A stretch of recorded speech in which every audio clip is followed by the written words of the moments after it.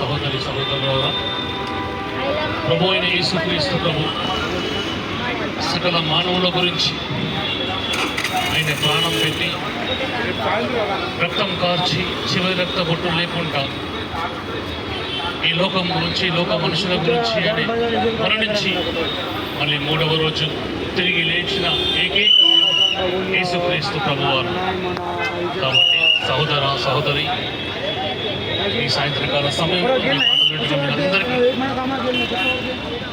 మీ హృదయములలో యేసుక్రీస్తుని అంగీకరించి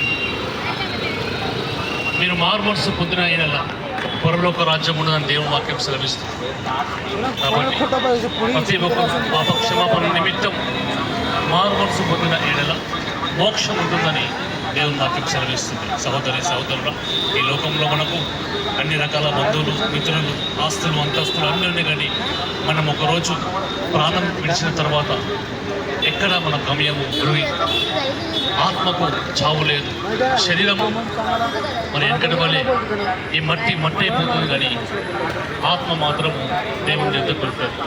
అప్పుడు నేను చేసిన క్రియలన్నిటికీ లెక్క చెప్పాలి. అందుగురించి చనిపోయిన తర్వాత ఏమి లేదు, ఏముండగానే బతుకున్నప్పుడే ఈ అంతరంగంలో యేసుక్రీస్తుని అంగీకరించి యేసుక్రీస్తుని ఒప్పుకొని నోటితో ఒప్పుకొని హృదయంలో అంగీకరించి ఆయన పాదాలు పడితే చాలు, నీ పాపాలన్నీ క్షమింపబడతాయి, ఆయన రక్తంలో కడగబడతాయి, నీకు మోక్షం అనేది ఉంటుంది. అందుకే దేవుని వాక్యం సెలవిస్తుంది, ఒక నీటి మూలంగా ఆత్మ మూలంగా జన్మించకపోతే పరలోక రాజ్యం అనేది లేదని దేవుని వాక్యం సెలవిస్తుంది. ఆయాసపడి భారం మోస్తున్న సమస్త జనులారా నా యొక్క పురాన్ని మీకు నేను విశ్రాంతి కలగజేస్తానని దేవుని వాక్యం సెలవిస్తుంది. నువ్వు చాలా ప్రయాసపడుతుండొచ్చు, ఏ విషయాల ప్రయాసపడుతున్నావో, ఏమి విషయాల గమ్యం చెల్లలేకపోతున్నావో, ఏ విషయాల్లో ఓడిపోతున్నావో, కానీ దేవుని దగ్గరకు వచ్చినట్లయితే దేవుడు తప్పకుండా నీకు విశ్రాంతి కలగజేస్తాడు. ఇక్కడ నిత్య రాజ్యములు, ఇక్కడ నీకు విశ్రాంతి లేకపోవచ్చు. ఇప్పుడే ఈ క్షణమే నీ నోటితోనే దేవుణ్ణి ఒప్పుకో, దేవుని దగ్గరకు రండి, దేవుని అంగీకరించండి. యేసుక్రీస్తు ప్రభు ఏ పాపం లేనివాడు. ఆయన ఒక వాక్యం సెలవిస్తూ ఉన్నది, నాలో పాపం ఉంటే మీరు చూపించమని దేవుని వాక్యం సెలవిస్తాడు. కాబట్టి ఏ పాపం లేనివాడు, జీవం కలిగినవాడు, జీవాధిపతి, ఆలోచనకర్త, ఆశ్చర్యకరుడు యేసుక్రీస్తు ప్రభు. ఆయన మరణించి మూడవ రోజు తిరిగి లేచిన దేవుడు, సకల మానవుల గురించి ఆయన ప్రాణం పెట్టి ఉన్న దేవుడు, చివరి రక్తపుట్టు లేకుండా కార్చిన దేవుడు, ఏకైక దేవుడు. మన గురించి ప్రాణం పెట్టిన మనిషి ఎవ్వరు లేరంటే, నాన్న గురించి మన గురించి ఏ మనిషి కూడా, ఏ దేవుడు అనేవాడు కూడా ప్రాణం పెట్టలేడు. కానీ యేసుక్రీస్తు ప్రభు ఎంతగా నిన్ను ప్రేమిస్తూ ఉన్నాడు, ఎంతగా నిన్ను ప్రేమిస్తూ ఉన్నాడు. తన రెండు చేతులు చాపి నీ గురించి చూస్తూ ఉన్నాడు. నా కుమార్తె, నా కుమారుడు నా యుద్ధకు వస్తారేమో అని చెప్పి ఆశ కలిగి చూస్తూ ఉన్నాడు. కానీ మానవుడు మాత్రం ఏమి గ్రహించలేకపోతున్నాడు. ఎందుకంటే శరీరము అపవిత్ర ఆత్మ అనేది ఈ లోకంలో మన మనోనేత్రంలో గుడ్డి నేత్రాలు మోయబడ్డది. కాబట్టి శరీర ఆశలకు, నేత్ర ఆశలకు వాళ్ళు లోబడిపోయి దేవునికి దూరంగా జీవిస్తూ ఉంటారు. సకల మానవులారా దేవుడు పిలుస్తూ ఉండి సాయంత్రకాల సమయంలో ఈ మాటలు ఉంటున్న మీ అందరూ ఒక్కసారి మీరు గ్రహించండి, మీ హృదయాన్ని గ్రహించండి, మీ ఆలోచనలు గ్రహించండి.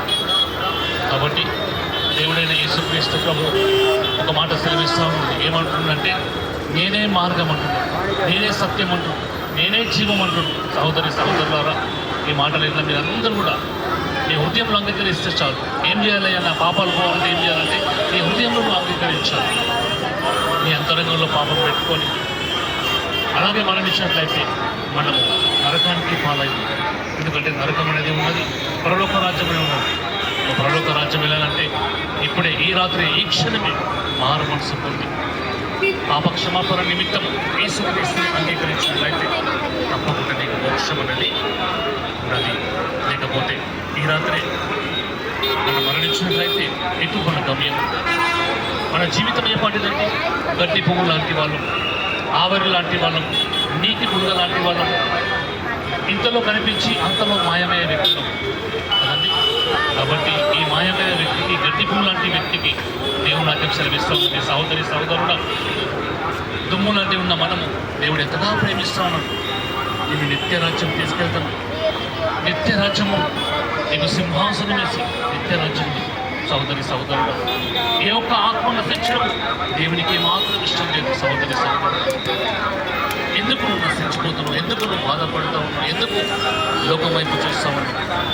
కాబట్టి నీ పాపాలను అంగీకరించు, నీ పాపాలు దేవుని దగ్గర ఒప్పుకో, నీ అంతరంగంలో ఒప్పుకో. దేవుని ఈరోజు నీతి సూర్యుడు అని నీతి గల్ల సూర్యుడు ఆయన.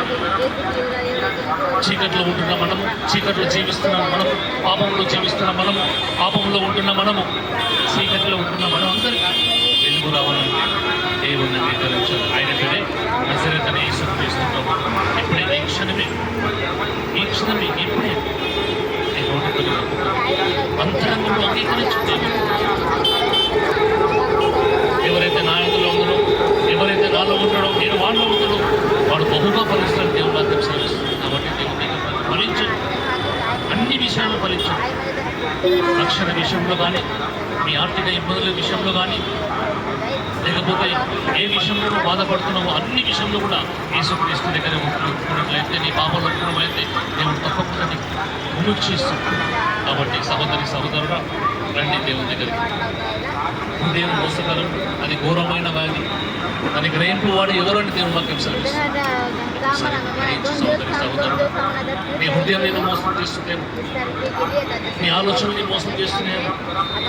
కాబట్టి ఈ రాత్రికాల సమయంలో మరి ఈ మాటలు అందరూ కూడా యేసుక్రీస్తుని అంగీకరించి ఆయన పాదాల దగ్గరకు వచ్చి మారు మనసు పొందినట్లయితే తప్పకుండా దేవుడు మీ అందరిని దీవించి ఆశీర్వదించి ఆయన రాత్రికాల సమయంలో దర్శించును గాక.